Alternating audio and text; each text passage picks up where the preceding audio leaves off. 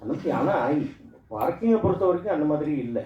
ஆரம்பத்திலேயே வந்து நாங்கள் வந்து தேட்டருக்கு போய் பார்க்கும் பொழுதே வந்து 85% ஃபுல்லாக இருந்தது. அதுக்கப்புறமா கேட்கும் பொழுது வந்து எனக்கு வேண்டியவர்கள், தெரிஞ்சவர்கள், இன்னைக்கு நேற்றுக்கு கூட ஒருத்தர் படம் பார்த்துட்டு தேட்டரில் ஃபுல்லாக தான் இருந்தது அப்படின்னு சொன்னார். அந்த மாதிரி வந்து மக்களுடைய பப்ளிசிட்டி அவங்களே வந்து பேச்சின் மூலமாக சொல்லி இந்த படம் நல்ல படம் பாருங்கள், நல்ல படம் நிச்சயமாக என்றுமே வந்து மக்களிடம் ஆதரவை பெறும்.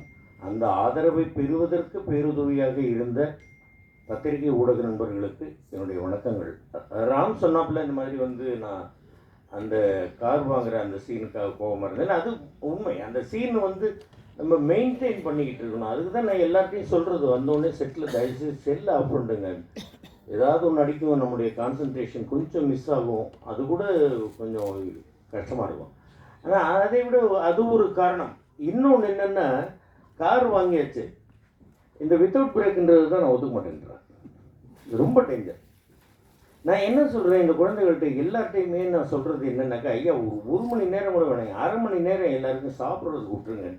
சாப்பிடாமல் வேலை செஞ்சுக்கிட்டு இருக்கிறாங்க. அது வேண்டாம்ப்பா, நீங்கள் வந்து சாப்பிடுங்க ஐயா, ஆரோக்கியத்தை பார்த்துங்க. ஏன்னாக்கா இப்போ என்னுடைய குழந்தைகள்லாம் வந்து கரெக்டான டைமுக்கு சாப்பிடணுன்னு எந்த ஒரு தகப்பன் ஸ்தானத்தில் இருக்கக்கூடியவனோ ஒரி பண்ணுறதில்ல, ஒன்றும் தப்பு கிடையாது.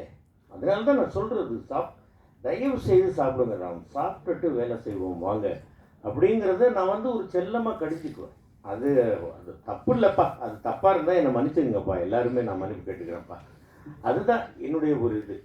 அருமையான ஒரு கதை, நல்ல ஒரு கதை, எல்லா இடத்துலையும் இருக்கக்கூடிய ஒரு பிரச்சனை, ஒரு வீட்டுக்குள்ளேயே இருக்கக்கூடிய ஒரு பிரச்சனை, இதை மிகச்சிறப்பாக படமாக்கி, அது சுதன் சார்லாம் வந்து எப்போவோ ஒரு நாள் வருவாப்பில்.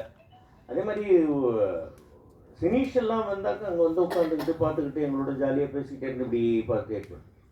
என்ன பார்க்குறீங்க, என்ன சினீஷ் ஏதாவது சரியில்லையா? இல்லை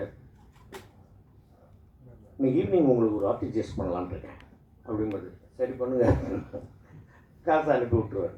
எனக்கெல்லாம் எப்போவோ காசு கொடுத்து அதெல்லாம் செலவும் பண்ணியாச்சு. அதுக்கப்புறமா டப்பிங் போடுறதுக்கு அவ்வளோ நாளாச்சு. நான் தான் போட்டு அவங்கள போட்டு தொந்தரவு பண்ணிகிட்டு இருந்தேன். நீங்கள்லாம் ஒன்று என்னை தொந்தரவு பண்ணல.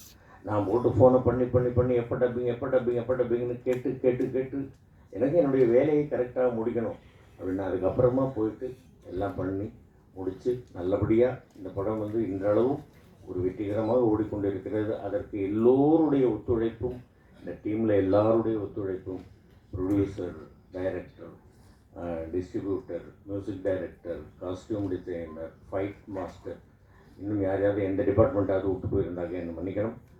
எல்லோருக்கும் என்னுடைய மனமார்ந்த நன்றிகள்.